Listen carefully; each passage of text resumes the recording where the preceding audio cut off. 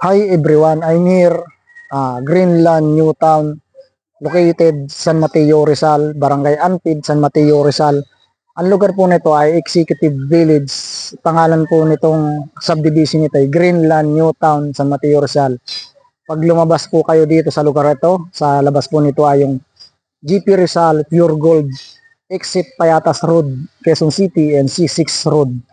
Ah, kaliwa paglabas mo nakaharap ka sa highway, Marikina, kanan SM San Mateo, Rizal. Pag diniretso mo C6 Road, exit Payatas, Quezon City nga. Complete amenities, 24/7 may security guard and mayroong clubhouse. Diyan po yung clubhouse sa kabila, doon sa kabila ng kahoy. Diyan sa may kahoy niyan, may clubhouse, tennis court, basketball court, and volleyball court. Children playground, meron din po ito.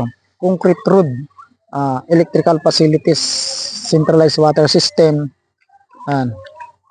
Ang price po nito per square meter, yung residential lots 24,000 and 25,000 per square meter.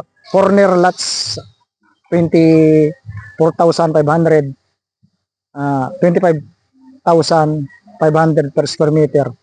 Paano po ba ang process? Pwede pong cash only.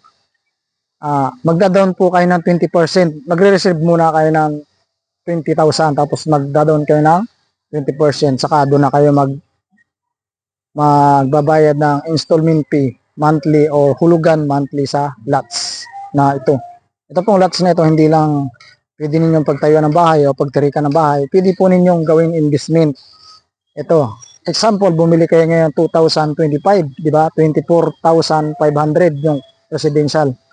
Pag umabot na yan ng 2030, mahal na yan. 25, mga 30,000 na yan o 35,000 per square meter. Kung million yung nabili ninyo, million din po yung tutubuin ninyo sa lots na ito. Investment po ninyo. Kapag mumahal yung value, ibinta na po ninyo lots. Kung kayo mga OFW, may pera kayo, hindi nyo alam magnegosyo, wala kayong alam. Dito sa lupa, wala masyadong maintenance na malaki. Wala ka masyadong gagawin na malaki dito. Hindi gaya ng ibang investment na may mga maintenance, may babayaran ka na malaki. Ang sa lupa po, ang binabayaran dyan yung yearly, yung tinatawag na yung buwis, yung tinatawag na buwis sa Tagalog. Okay? Ito po, bilhin na po kayo yan. Yan po. Diyan po yung clubhouse nga sa may kahoy niyan. Saka yung cover court at tennis court yan. Bilhin na po kayo. Pwede po kayong bumili nito kasi January ngayon. Pwede kayong bumili kasi mas maganda ngayong bumili ng kahit anong bagay, lalo na kung lots. Ang lots po ay parang ginto. Kada year nag-i-increase siya ng presyo.